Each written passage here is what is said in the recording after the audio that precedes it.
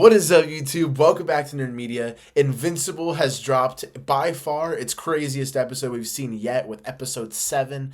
And all I'm going to say is Invincible is on a generational run right now. So in this video, we're going to be diving into a review on this episode and just overall my general thoughts because I have a lot to say. There's a lot that I'm hyped about. There's a lot that happened that there's just so much to talk about. So many fantastic moments, and this may be one of the best superhero projects we've had in a long, long time, maybe even ever. But we're going to be diving into all of that and more in this video, so don't forget to like and subscribe. Comment down below if you have seen this Invincible episode and what did you think of it? Because personally, it is one of the best ones. But with all that being said, I'm not going to waste any more time. There's so much to say. Let's dive right into the video. So guys, the Invincible War finally came to us. We got another 50-minute, almost an hour episode, which this show really benefits by having those, because this episode, last week, I said the Powerplex episode is my favorite episode of the show.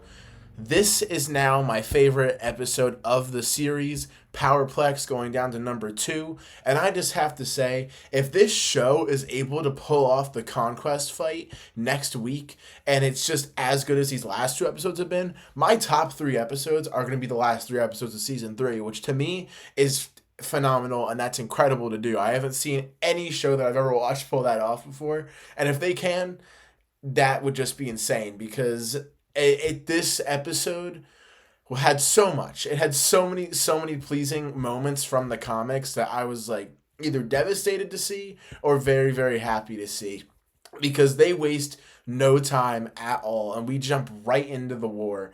And dude, it is just so insane. And this war lasts, I believe it lasts about like a week in the comics. I'm assuming that's how long that this duration of this episode goes for. They number the days and how long it goes on for and everything, which is just awesome. And to see all the different Invincibles was so sick, and I just loved it so much. Seeing how all of them had different voices, and well, they had the same voice, but like different tones of the voice. It was so cool. And Steven Yeun, he deserves recognition for this, because he played 19 versions of Mark in this episode, which is just insane. He made them all seem so different and sound so different. He deserves praise and recognition. So shout out to him, because he did phenomenal voice work, and he is the perfect Invincible.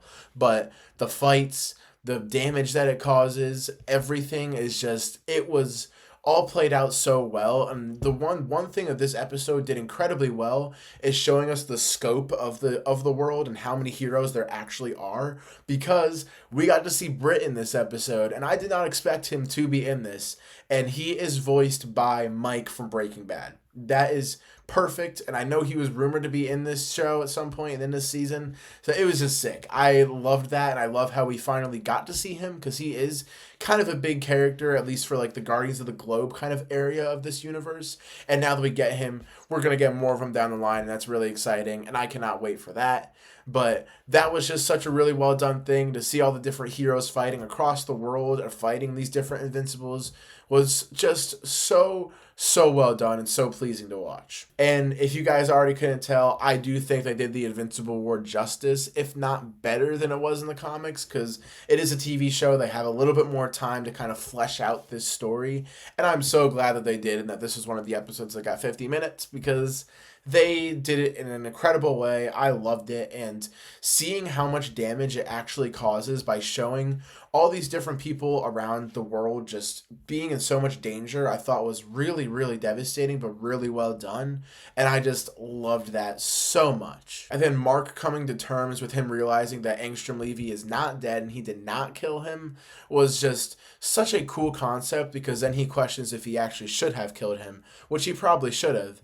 And that is such an interesting and really just very compelling kind of flip on that situation, and how he was devastated about that at the beginning of the season, and now he just thinks that he should have killed him even though he didn't, which, by the way, the opening to this episode, crazy. He messed him up. He messed up Angstrom Levy so much. That was such a cool reveal, and it was just like the comics, and I loved it, and it was pretty much looked exactly like how he did, which was disgusting to see it all moving and everything, like his mouth moving and stuff, which, Mark did a number on him, and I'm not sure how they really put him back together, but I'm glad that those technicians are putting him in place now, because we're probably going to see him more down the line, but he's going to be more under control, which is kind of very, very interesting to see, and we're definitely not going to see him for the rest of the season. And also, one thing I want to point out that I noticed in this episode, all the people complaining about the animation has to be quiet now, because the animation in this episode was just outstanding. And I think the only problem with the animation, to me personally, that really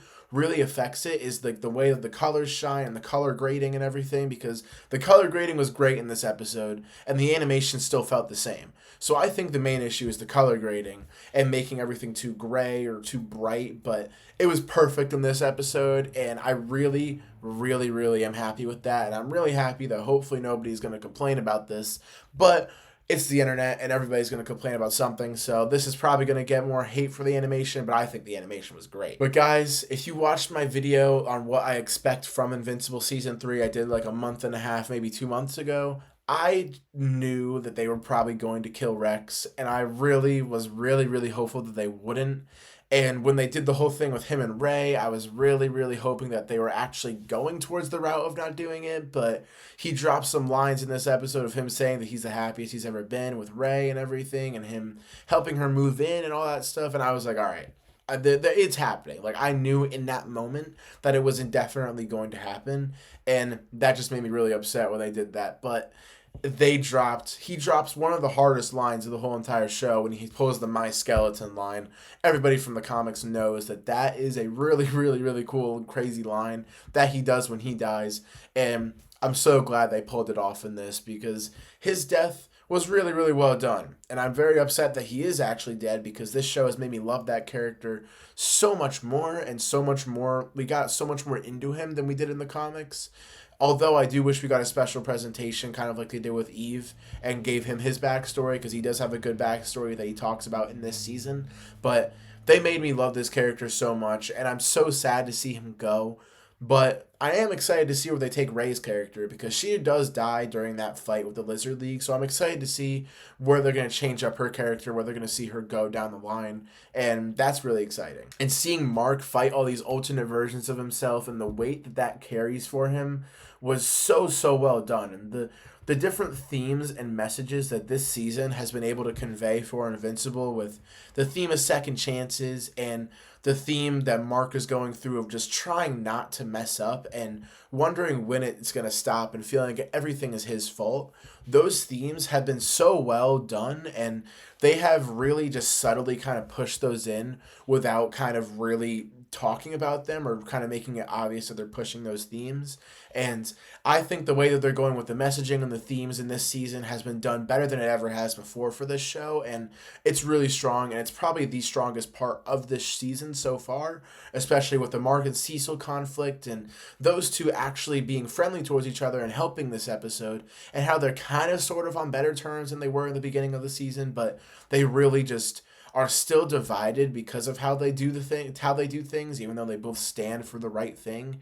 I think that is so great, and I really love that we're having that conversation in this season, and I really love that Invincible is able to talk about these things that we wouldn't normally see talked about in a Marvel movie or even a DC movie talked about, with the way that the heroes actually, how they impact the world after they have big cataclysmic fights like this, and how the government would handle it if there was a big threat. Would you not use that person just to kind of build them and make them stronger and rehabilitate them?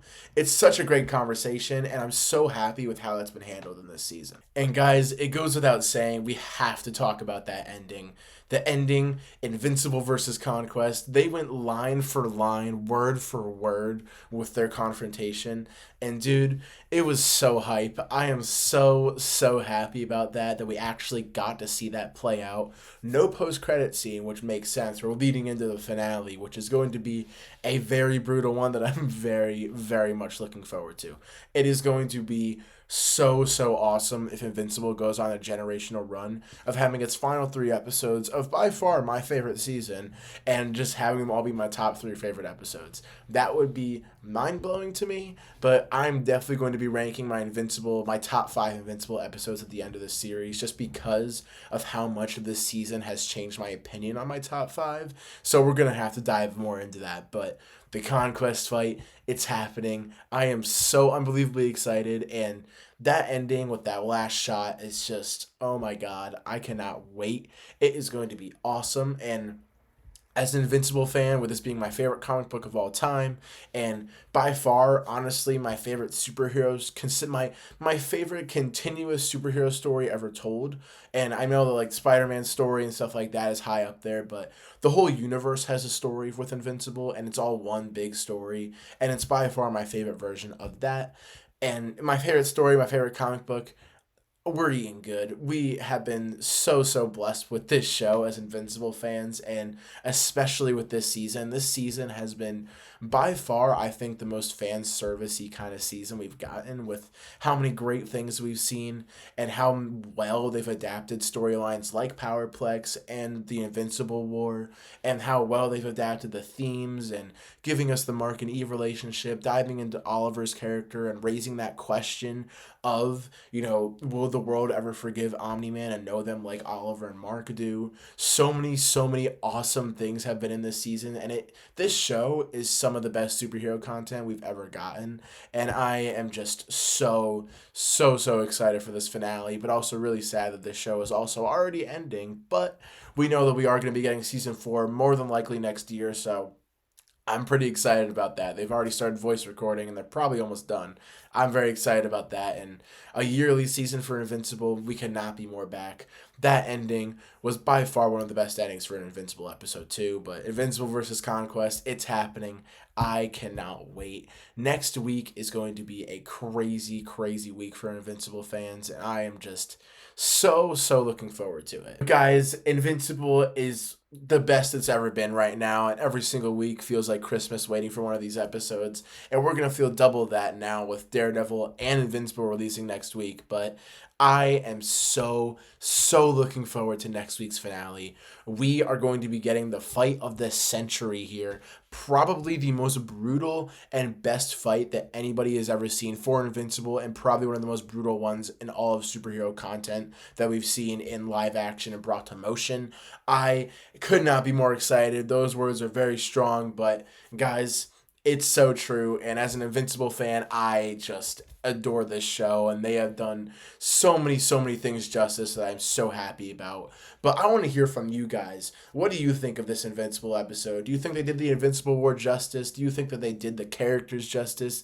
Do you think that this is the best Invincible season? And do you think this is some of the best superhero content we've ever gotten? With all that being said, guys, don't forget to like and subscribe. Comment what your thoughts are down below, and I'll see you guys on the next video. Peace.